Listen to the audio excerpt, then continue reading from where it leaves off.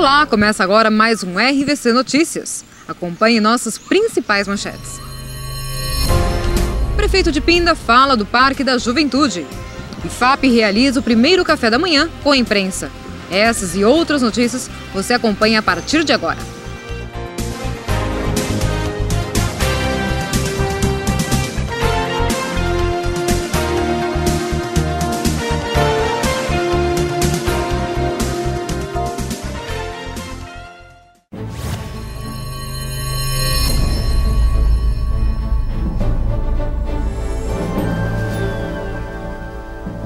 Marcelo Santos conversa com o prefeito de Pindamonhangaba sobre o Parque da Juventude.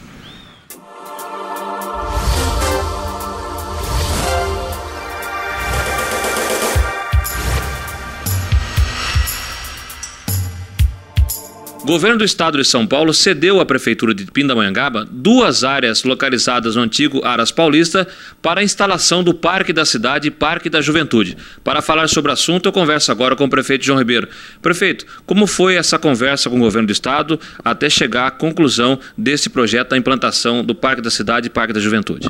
Olha, é uma luta de 4 anos, né?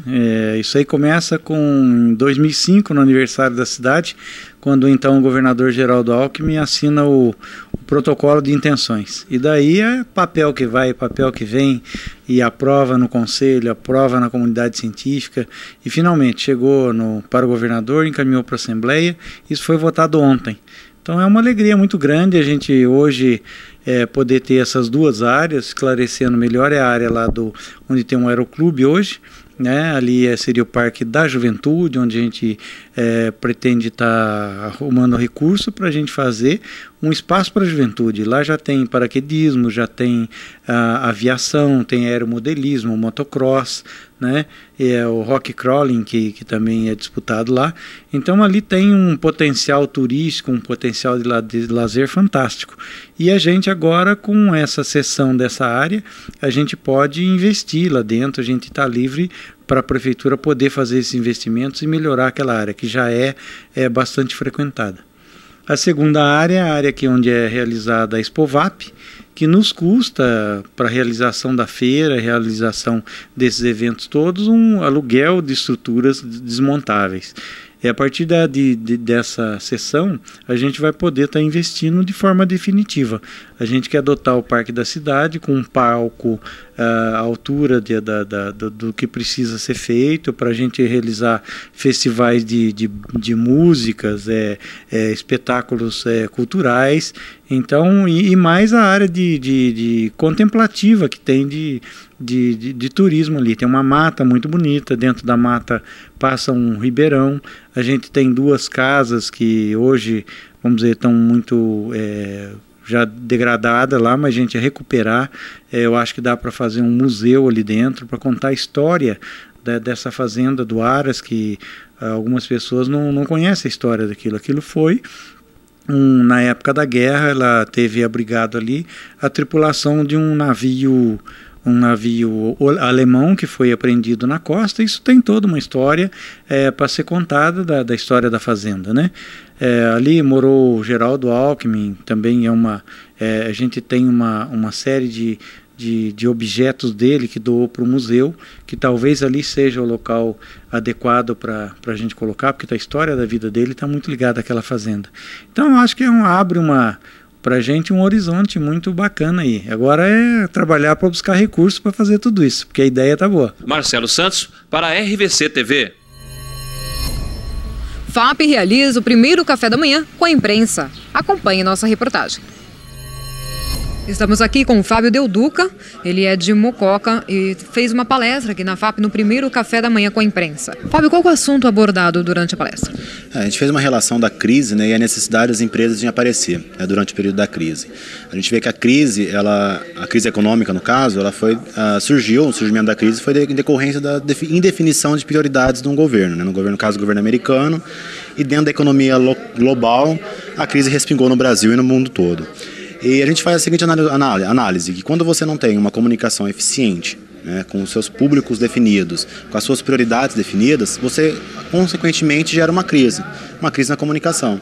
Então os veículos hoje em dia cada vez mais precisam se planejar, se reestruturar, se organizar para evitar essas crises, conhecendo melhor seu público, conhecendo melhor a área de atuação, permitindo se conhecer melhor através de análises internas. Então é muito importante que a gente aproveite essas coisas positivas que a crise econômica mundial nos permite e façamos uma análise, né, do que a gente pode atrair de tirar disso de positivamente. E uma das análises é justamente essa: criar a identidade, criar a responsabilidade e criar a definição das prioridades. O que levou você a falar deste assunto exatamente da crise na comunicação? Porque assim, a gente precisava de um exemplo para trabalhar com a questão da comunicação e a importância da comunicação se organizar, né? Ser entendida como uma empresa, como um negócio, né? Como um setor de negócios. Então a crise ela permite essa análise, né? A gente vê que toda a crise ela é gerada pela falta de prioridades, da falta de definições, né? Da falta de metas, da falta de conhecimentos das áreas. E na comunicação acontece a mesma coisa. Quando você não tem uma definição, a prioridade do que você atingir, conhecer o seu público, permitir esse conhecimento, e no caso a comunicação te ajuda nesse sentido, porque ela te viabiliza a forma de você divulgar o conteúdo, de você propagar uma informação, de você criar necessidades, criar conceitos que possibilitem a vender, a voltar a mover a mola da economia. Então você gera esses conhecimentos, você gera essas necessidades, consequentemente a economia vai sendo restabelecida e vai começando novamente a fluir. Obrigada, Fábio. Conversamos então com o Fábio Del Duca, ele que é jornalista de Mococa e também fez uma palestra aqui na FAP durante o primeiro café da manhã com a imprensa. E vamos agora com as notícias do esporte com o João Carlos. João?